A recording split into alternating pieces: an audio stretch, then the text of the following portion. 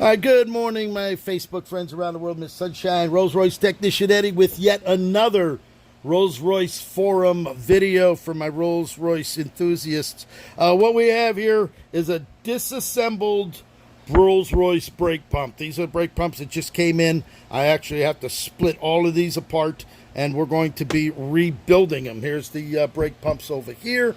These are the ones here. Now, this brake pump here is a completed unit. This actually has the brake pump here. All right, there's the one that comes out. We actually have the shims, and this is what bolts onto the front and the back of the Rolls-Royce. This says the R. This is the rear of the engine. The other one is for the front of the engine.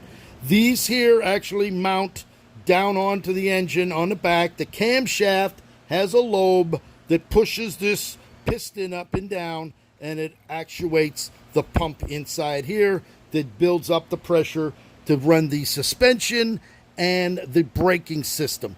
You need to have a special tool. This is a special tool made out of aircraft steel. It's not going to break unless you really smash these down with a hammer, but that's what you're going to use in order to put this in order to remove it.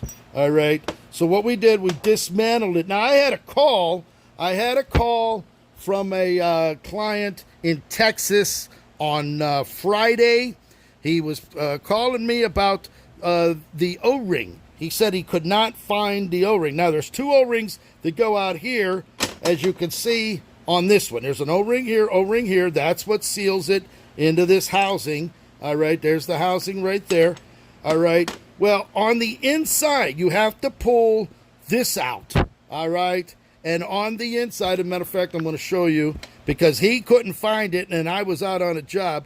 Right in here, right there, on the other side of that lip is, in fact, the O-ring. There it is. You can see it right there. There's the O-ring that needs to be replaced. That O-ring is what supplies the pressure to keep the separated from the piston on this over here. Here's the piston over here with the spring.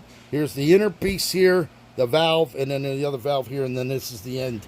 All right, so with this O-ring that's sitting there, he could not find it. He says, I'm looking, I can't find it. Well, you need to take the center piece out in order to see the O-ring. So you got to take a sharp awl and reach down in there, and we're going to go ahead and we're going to pull that old O-ring out so we can get it. I'm trying to do it here on the camera so that you can see, but it's a little hard. And by getting that, I actually have a special tool that puts that O-ring back in.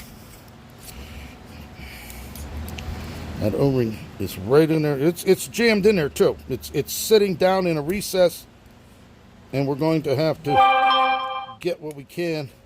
I'm actually going to have to get another tool in order to get that O-ring pulled out. But there's the O-ring right down in there. You can see it on that inside sleeve right there. So, all right, so that's the video I got to put down on the Rolls-Royce forum so that the guys that are working on these brake pumps can realize that there is, in fact, an O-ring down inside there. So I wanted to make sure that you're able to see it. So there it is right there, and that's got to come out. So Rolls-Royce technician Eddie with a little tip today. I got a dozen of these to do, and we're going to get these pumps back together and ready to go. Ship them out back to its client so that their Rolls-Royce will pump their brake fluid again.